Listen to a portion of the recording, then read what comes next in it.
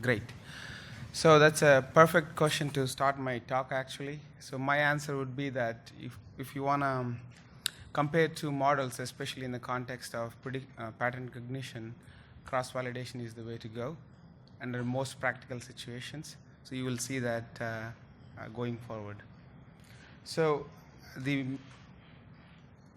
so to introduce what is cross-validation, what is it used for?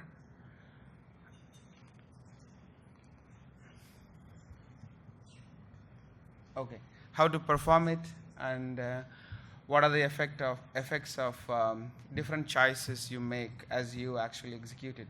Because depending on the way you execute it, it can produce results that are biased, either positively or negatively. And I hope to convey these three messages by the end of the talk.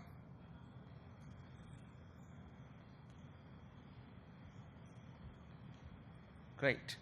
So before I introduce what is cross-validation, it's important to understand what is generalizability. I think we had an excellent talk before. Like Janina emphasized, we need to evaluate the performance of a predictive model, which is basically what I mean by generalizability. We need to be able to separate train and test data, and the reason for that is given here. So in most situations, what we have, the data we have available to us, which is called sample in statistical world, is simply this. Let's say, to give you a practical example, when I buy a sample or by the data that is available to us, I mean simply, let's say, information that can be extracted from a small section of the US, for example. So this is what we have available. We need to train the model and optimize whatever you want to do. But what you want to estimate is accuracy on unseen data, which is population at large in statistical terms. That is the US in total. So we have some small section of the data, which is a sample, and what we want to do is to estimate the accuracy on unseen data, which is the population. This is also referred to as out of sample prediction. So that's the basic task for cross-validation. So I'll be posting slides online. Don't worry, you don't have to take pictures. The primary motivation for this task is to avoid overfit your model to what is available to you and find actually the true associations or true links between data and the targets you're trying to predict. Pretty simple. So it's important to remember is you almost never have the full population. You only have a small sample, especially in neuroimaging. Great. So cross-validation is a technique that helps quantify as generalizability of a given model or a feature set depending on how you set up the task. So it's basically this is your available sample. You take a chunk of the data. California should pop up, but I don't know why. What I wanted to show you there, sorry for the technical troubles, is that when you have a sample, we just divide it into a number of chunks. We keep a chunk of data or a split of the data aside for testing, test the model on the data excluding that test split, and repeat that process. And we hope that the accuracy we estimated from the process is reflective of its prediction accuracy on the population at large. So simple message is cross-validation is a technique that helps us quantify generalizability, and generalizability or predictive performance is measured in different metrics such as accuracy, mean squared error, area under the curve, and F1 score, for example, right? So great. Okay, why do we need to cross-validate? That's the first question. So like as we learned already, we need to separate training and test set in order to be able to do that. But so when you make the training set big, it's unfortunate my presentation depends on animation so much. Come on. Great. So if you want to try and make the training set as bigger, we get better model because it's able to learn the associations better. When you make the test set larger, you will have better evaluation, but you're at the so when you have a bigger test set, you will have better testing, which is basically better evaluation because you are putting the model or features to a more complicated test. The trouble is you have a fixed sample. The training and test sets must be disjoint, and if you make one set bigger, the other set gets smaller because your sample is limited, right? So the cross-validation is a technique to actually maximize the best of training and testing, because you start with one split, training and testing, and you actually shuffle it again, run the training and evaluation, and you repeat the process multiple times, which actually maximizes training as well as testing, which is basically the advantage of doing cross-validation in the scenarios where you have sample is limited and finite and not necessarily may not always be representative of the population at large. Okay, so this seems to move now. Anyway, so you know what cross-validation is now because you focused on the slide a lot now. So there are multiple use cases, like I already mentioned at the beginning. One is to estimate generalizability, basically test accuracy, or mean squared error, prediction error. There is many names for it. It's basically given a method A, how does it perform on my sample? Second use case is pick optimal parameters. Usually models come with a large number of parameters. You don't always know which one works best on your data, and because of the way optimization is done, it is not always ideal for all data sets and all problems. So if you want to pick which parameters work better for a particular goal or data set, you want to cross-validate each one of them and compare their performance. It's also referred to as model selection. And the third is to compare performance, which is basically similar to the above point, but I'm putting it explicitly here to make it easy to follow, which is like if you have multiple techniques or multiple biomarkers, how are you able to compare, right?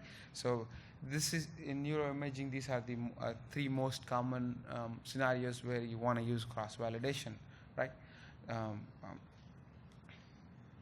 Great.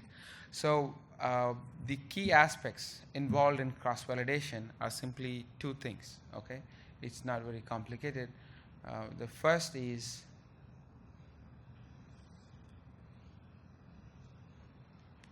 how you split the data set into training and testing. Right?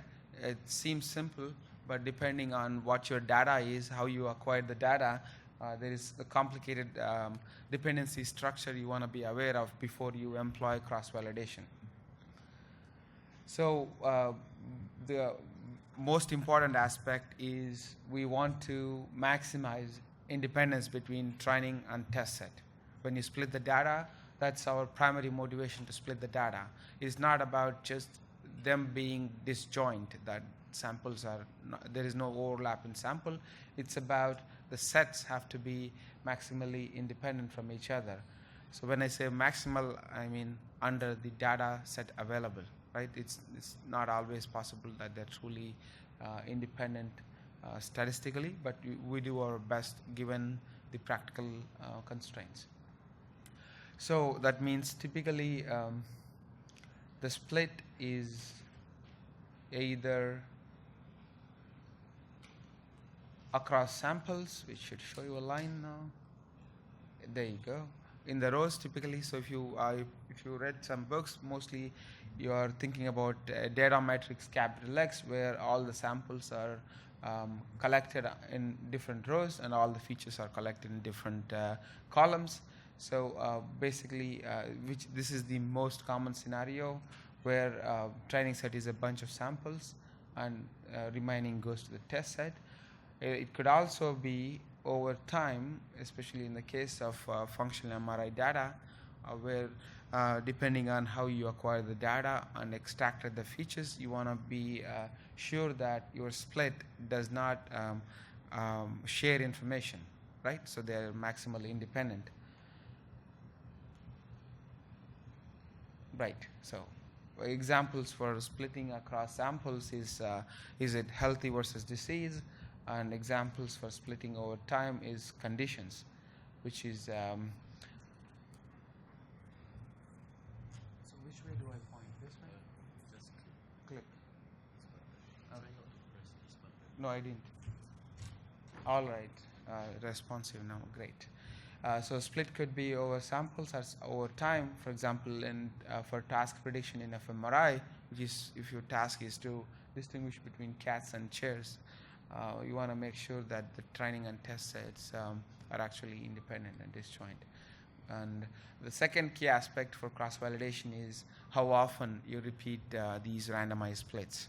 Right. So in the first point, I didn't mention the word random. So as you do it multiple times, it's important that you randomize it as much as possible.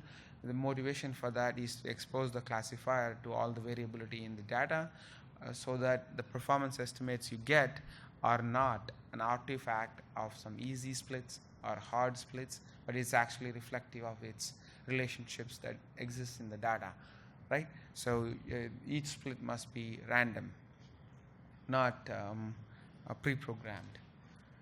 Second, once you are able to set up your cross-validation such that you are splitting the data ideally, which is maximize the independence, you want to be able to repeat it a large number of times, because even if you are able to split it once, it does not truly reflective of the generalized performance on the population, because real data has noise and you try to fit the noise, so you have to repeat it so you actually get true estimates. So I recommend as many times as you can, depending on the number of samples. For typical neuroimaging data sets, 100, 200 is actually a reasonable number.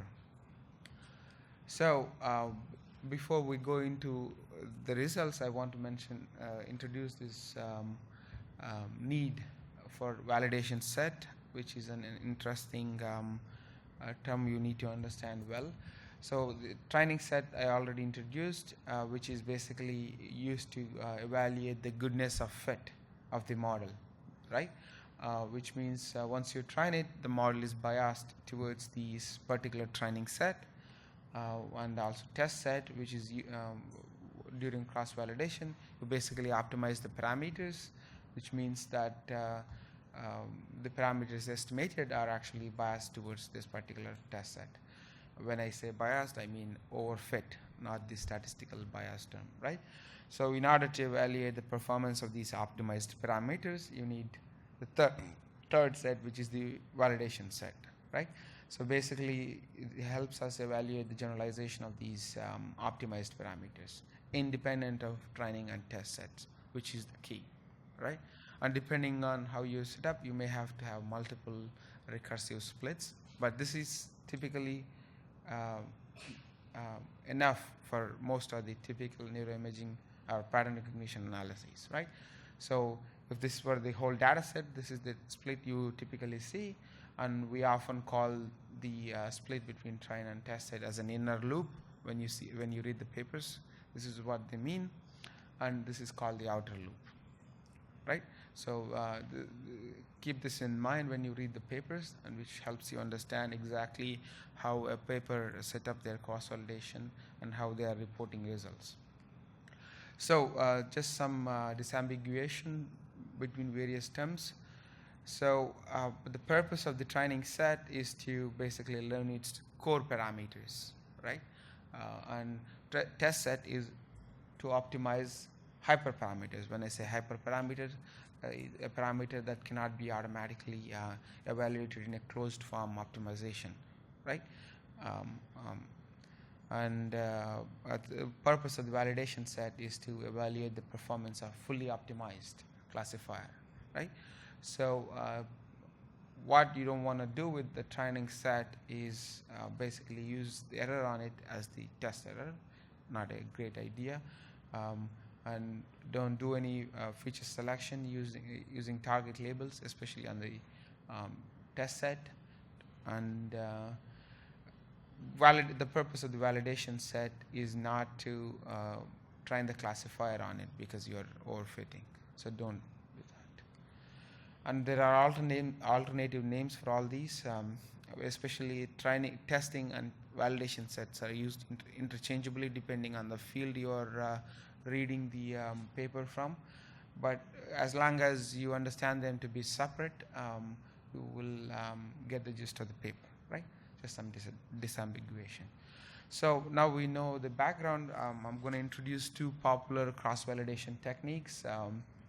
One is the k-fold cross-validation. Basically, it takes a bunch of samples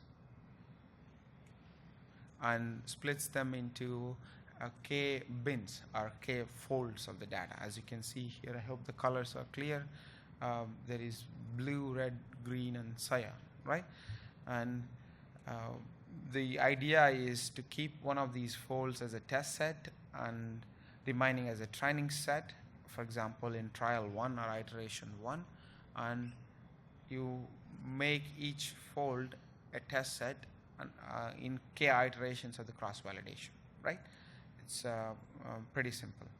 So the key aspect here is test sets in different trials are all actually mutually disjoint.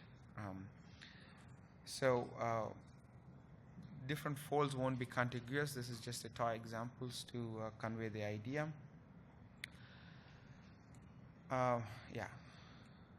And the second type of cross-validations you see often is the repeated holdout, where you basically extract a fixed percentage of data for testing, and you repeat the process a large number of times. And unlike k-fold cross-validation, there can be overlap among the test sets, which is okay. But you want to use a larger number of iterations to be able to get the performance, to get better estimates of the performance. And there are many other variations, such as k can be 2, 3, 5, 10, 20, depending on the data. 10 is the most popular, typically a good choice. And repeated holdout, percentage of training can vary, and we can also stratify the training set depending on how imbalanced data set is. That could be across training or test sets. For example, when you have a large number of controls compared to the disease or disease case, you want to make sure your training set has similar amount of data for all the classes, especially for techniques like support vector machine, which can be quite sensitive to class imbalance. This is important to keep in mind. And it can also be across classes. And there is some situations where you invert it. You will use very small training but very large testing depending on your goals. And also the popular leave one sample out technique, where a unit can be a sample, pair, a tuple, condition, or a block out. This is just to give you a large number of variations that exist, but most of the time you see only k-fold or repeated holdout, and sometimes leave one sample out.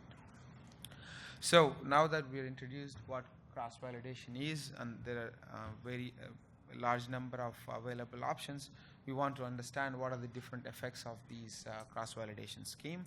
So we tried to measure that using, for example, so as you know, inner cross-validation provides us with an estimate of prediction accuracy, cross-validation accuracy, and when you apply the same model on the validation set, we can also get an estimate of accuracy. I call this CV accuracy and validation accuracy. So if the scheme you employed is actually good, you expect them to be more or less the same, right? So if there is any not so ideal design in the cross-validation scheme, it could be biased towards one way or the other. So if cross-validation accuracy is much higher than the validation accuracy, you know it's positively biased. And if the validation accuracy is higher than the cross-validation, you know the scheme is producing conservative estimates, or estimates that are lower than its true accuracy. So using this framework, we actually used large amount of functional fMRI data that's available to study different types of cross-validation techniques to see how biased they are, right? So you want to understand which one to use. The reference is written there if you want to take a look. So just to introduce the experiment and results. So for repeated holdout cross-validation technique, where we use 20% for test data and repeat it 10 times, this is the distribution of performance you obtain for the large number of data sets and classifiers you see. So what you see here is inner CV cross-validation accuracy on the y-axis and validation accuracy on the x-axis, right? You simply compare. So in ideal scenario, and you can right away see that there is a large variation, a large variability in the performance, and you want it to be ideally unbiased under various levels of separability, which is the diagonal line from, but it is not, right? So if the tendency of the estimate is below the diagonal line, you know it's negatively biased, and if it is actually above the diagonal line, it's positively biased. And when the separability is high, for example past 63 or 65%, you can see that most in this data set and evaluation it's mostly negatively biased, and in lower, when the performance is lower, it's positive. It tends to cross-validation tends to, this particular type of cross-validation tends to give you optimistic estimates, right? But the larger point being, you need to remember that there is a large variation and it could be biased depending on your cross-validation scheme. So that was repeated holdout cross-validation. Now I'm going to try compare different types of cross-validation. For example, the most common is it used to be most common, leave one sample out cross-validation, where it shows a large positive bias, for example as much as 20%, I can't tell here. So this is basically reflective of correlation in between training and test set, functional fMRI data. If you split one run between the both sets, you tend to actually have optimistic estimates. When you actually remove that dependency, or when you make the tests and training sets independent, the bias mostly disappears. We are mostly at 0 right now. And for repeated holdout data, when we split it properly, we are mostly always under unbiased arena, and as the larger number as this number of splits increases, the variance actually reduces. You can see the numbers. So basically you want to split it independently and repeat it a larger number of times. And this is on real data, real neuroimaging data, and we also did some simulations with known ground truth, so we can actually understand it even better. For example, we have a two-dimensional data set. We control its separability. On the left side there is overlap, on the right side they're completely separable, and we try different cross-validation techniques to see how biased they are, right? And we can also do temporal data also. We have also estimated studied this in temporal data as well.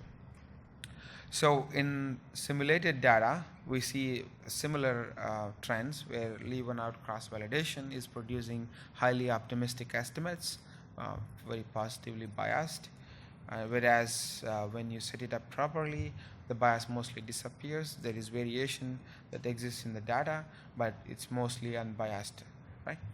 So that is the larger point I want to convey. And another subtle point I want to introduce is it's not enough to just simply properly split the data into and accurately evaluate its performance. We want to make, for example, in these 4 iterations, we have 4 estimates of area under the curve. We want to make sure that they are commensurate across folds, right? For example, let's say if you have the data I showed you before, in one particular split of the data, it could be it could be this, where the hyperplane we estimated can look like this, right? So in another case, it could look like this, which means that your reference frame, which is for the decision score in support vector machine, is changing, which means they're not comparable across folds. So you want to make sure the performance estimates you use are commensurable across folds, right? Area under the curve is. Just to give you a few examples of different metrics, the most common being the accuracy, which is actually commensurate across folds, because it's a percentage typically, and it's applicable in most of the scenarios, multi-class, but it is sensitive to class and cost imbalance. Area under the curve is commensurate when ROC curves are computed within each folds, and you could advantages are basically you could averages over all costs, which is a term I haven't introduced, but you can look it up. FN score is also commensurate across folds, and it's ideal for information retrieval. The larger point being you want to make sure you are pooling the performance across folds in a valid manner. So you heard of overfitting. You heard of this phrase overfitting in many scenarios. I just want to give you an intuitive idea of what it is. So let's say this is one class, this is second class. If you have a model that looks like this, which is basically underfit to the data, which is not actually exploiting the patterns in the data, but when you have a model like this, it is basically overfit, because you're trying to fit every single data point sample in the data. But what you want ideally is something like this, regularized, where it exploits the pattern, but it neither underfit or overfit, just to give you an intuitive sense of it. And there is many subtle sources of bias in cross-validation that I haven't described. We can look it up in the slides later. Just to keep the presentation on track, I'm going to skip. One of Google flu predictions are one famous example, and there's also a very nice blog post online called "Clever Forms of Overfitting." You want to read it before you actually engage in serious machine learning. It's very important, because expert bias exists in many forms. Unless you try, you don't actually realize, you don't learn it. Okay, so I think we're limitations of cross-validation. Basically, number of repetitions you have to do increases with the sample size, right? So that's one of the limitations, and not anymore. I guess the computing power is growing so quickly, but especially when the model training is very expensive, such as deep learning, right? And when you have a large number of parameters, it's a limitation, because you have to do so many cross validations. So my recommendation would be, again, like I said a few times now, ensure the tests and training sets are truly independent of each other. It's very easy to make mistakes in complicated analyses, and one choice I would recommend is leave repeated holdout cross validation. Use a percentage for testing depending on your data, and respect the dependency structure, and use the biggest available test set and the largest number of repetitions when possible. So the few take-home messages I want to convey are: results could vary considerably with a different cross-validation scheme. Please remember that. and they can have large variance, as much as 10%, and when you publish your paper or write a blog post, document exactly how you implemented the cross-validation scheme, which is how you split the data, how many times you repeated it, and also repeat the full distribution of estimates. Proper splitting of training and test set is not enough. Proper pooling is actually needed, right? So it's not enough to just report mean accuracy or standard deviation. It's ideal to report the full distribution that you obtained from cross-validation. So these are a few useful references that you want to refer to. And so I've built one of the tools using the best practices that I described to help evaluate biomarker performance. It's called NeuroPredict, and it'll be demoed in the Open Science Room 311 on Tuesday, 2:15 p.m. It's publicly available on GitHub. Take a look, and I would be very happy to answer your question. Or actually, I think these are my wonderful agencies which supported my work and research. And time for actually questions, I think, right? Yeah, now we'll do the quizzes. Thank you. Okay. Okay.